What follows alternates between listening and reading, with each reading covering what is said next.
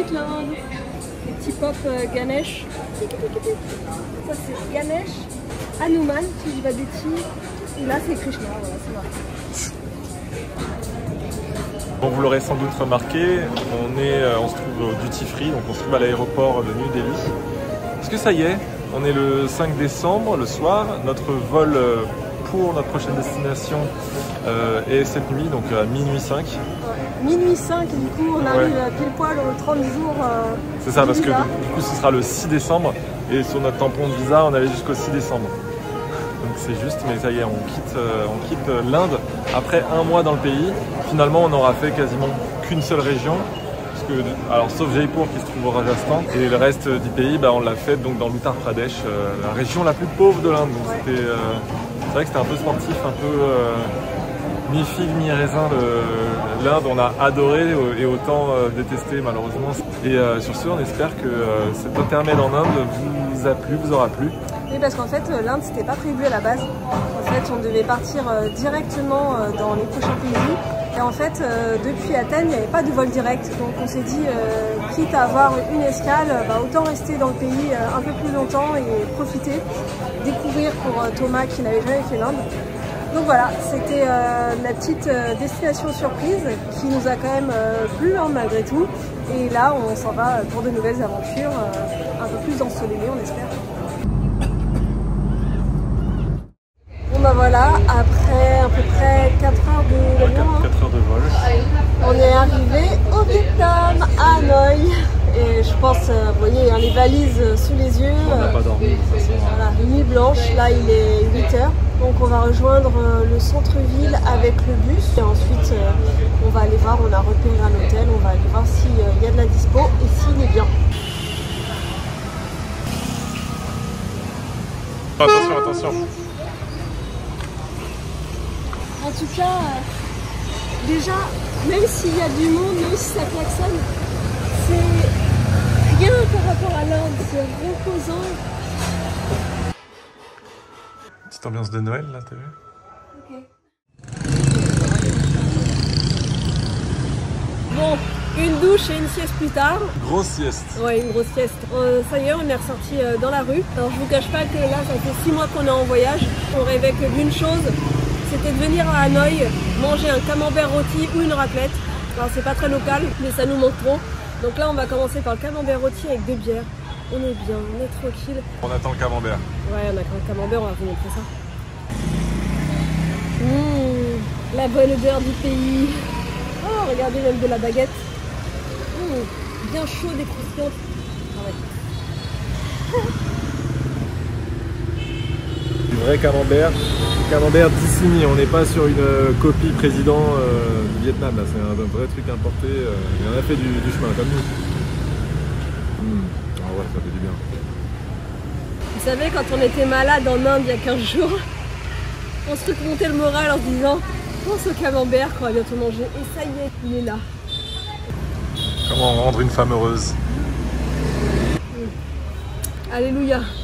Ah ouais, mais c'est la rue de Noël, regarde à gauche aussi derrière.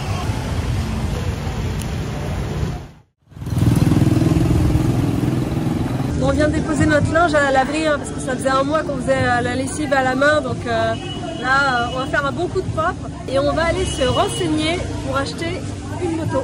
Et voilà, ce serait ça le projet, ce serait de traverser plusieurs pays de l'Asie du Sud-Est à moto. Donc on va aller voir si on trouve une moto, combien ça coûte, enfin, voilà, se renseigner, on vous emmène.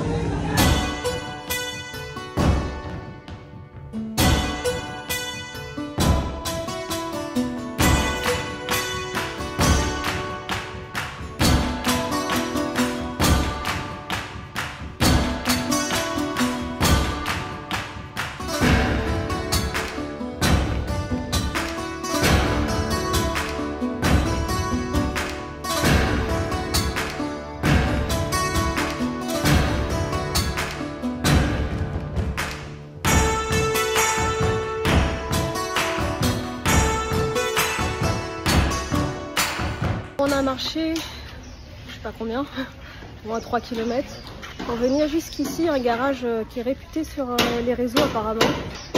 On va voir s'ils ont ce qu'on cherche et à quel prix surtout. C'est ce genre de moto qu'on cherche. Petite moto 125 cm3.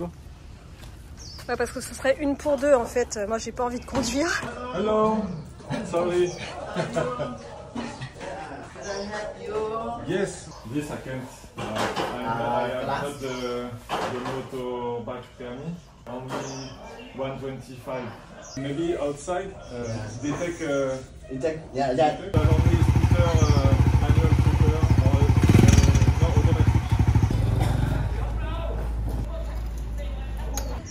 Bon, regardez ce genre de moto, c'est des copies chinoises de Honda qui ont un petit style et puis qui ont quand même pas mal de place, mais finalement c'est moins facile à conduire. Donc on est en train de regarder plutôt ce genre de scooter.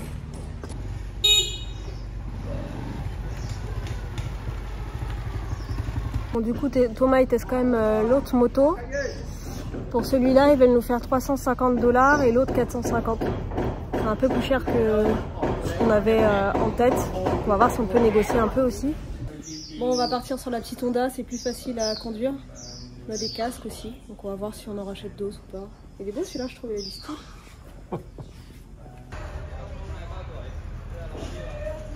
Bon bah voilà, les deux backpackers, on a notre petit scoot. Et ben il va falloir qu'on fasse des tests avec nos sacs pour voir si c'est bien. Hello, ça va, t'as cette place toi? Ouais, ça va. Ok. Ça va, maintenant faut que je m'achète un jean. Moi aussi, je suis en short, t-shirt, vraiment le pire combo quoi. Donc on va se changer puis on ira se balader plus tard.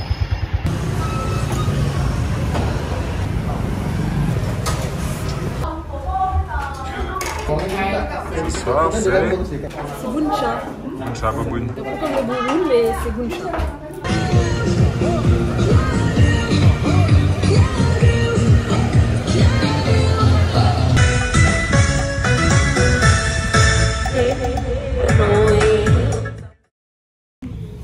Ça va toi? Ouais. Bon, là on est là pour la 4e injection du vaccin anti-rage. Et là en fait c'est plus du tout la même chose. Déjà ça a été compliqué de trouver l'endroit pour faire le vaccin. On a dû faire 2 endroits différents, ils nous disaient à chaque fois non, nous on ne fait pas. Et donc là ils nous ont emmenés à l'hôpital des riches, l'hôpital français. C'est 42 €. Ça reste moins cher qu'en France, mais comparé à 4 € en Inde, c'est pas le même budget. Heureusement que j'ai fait toutes les vaccinations ailleurs en Inde. Bon, là on est sur un autre standing, je vais pas être piquée dans un couloir entre 2 patients.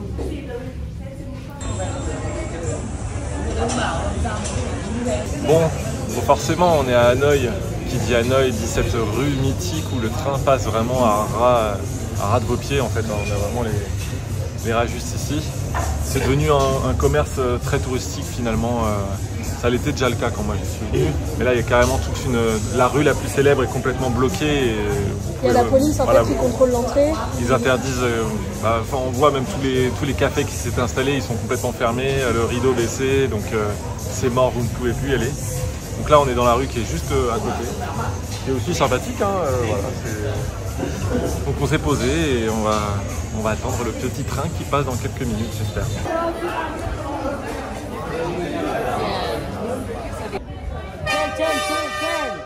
Ten. Ouais.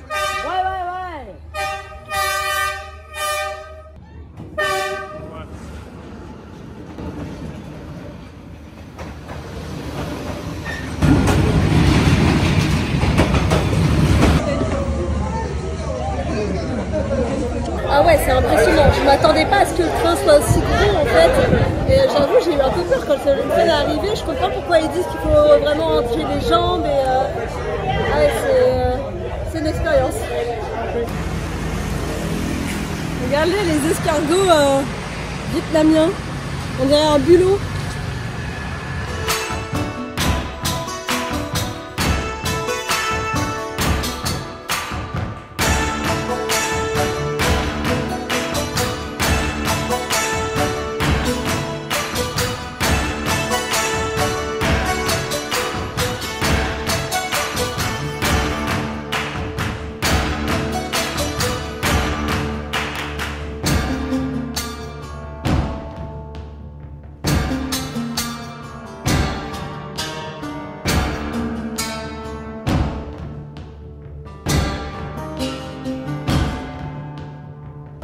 Hanoï, j'ai pu revoir, et avec Mélo, elle a pu rencontrer un ami qui m'avait aidé donc ici au Vietnam, Reg, pendant mon tour du monde il y a 3 ans, plus de 3 ans maintenant. Et sur ses conseils, après l'avoir revu, ça nous a fait très plaisir. Il nous a dit qu'il faut absolument qu'on teste un egg café, egg coffee. Donc là on a le egg coffee et ici en version chocolat chaud. Et donc le egg coffee c'est une boisson très typique du Vietnam. Elle est préparée, alors c'est pas un œuf qu'on met dans le café, mais c'est du jaune d'œuf qui est fouetté avec du lait concentré. Et ils viennent le mettre par-dessus un café, donc il y a peut-être ça de café très serré et ça de crème. Donc, il faut mélanger, enfin prendre une cuillère au fond et manger un petit peu avec la crème, donc on va goûter ça.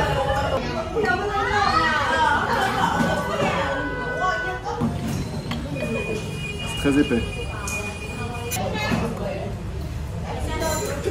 C'est délicieux. Bon, on avait laissé le scooter dans un parking parce qu'on nous avait dit que ça pouvait craindre un petit peu la nuit quand même de le laisser en extérieur. Donc là ça y est, on est prêt à partir.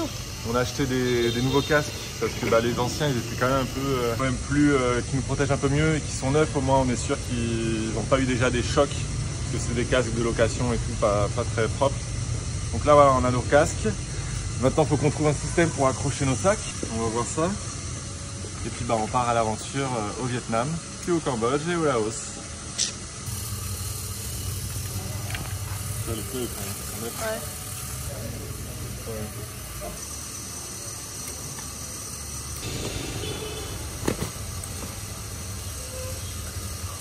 Bon, on va faire un test avec les 2 sacs comme ça. On les a mis en nickel, quoi, en bisous. On a testé, on a assez de place pour tenir tous les 2 dessus. Donc là, aujourd'hui, on a à peu près 100 km à faire, donc on va voir si ça tient. Je tiens à préciser, donc c'est moi qui vais conduire. J'ai pas le permis moto ni la formation scooter.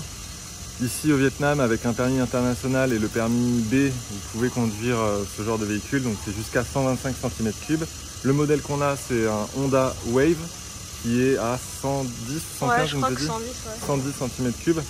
Donc pour 2 c'est un peu limite, mais on a le vrai modèle, un vrai moteur Honda, donc le vendeur nous a conseillé plutôt de prendre ça plutôt qu'un clone chinois. Donc on verra, on va tester. On a acheté le petit Bouddha porte-bonheur pour les clés.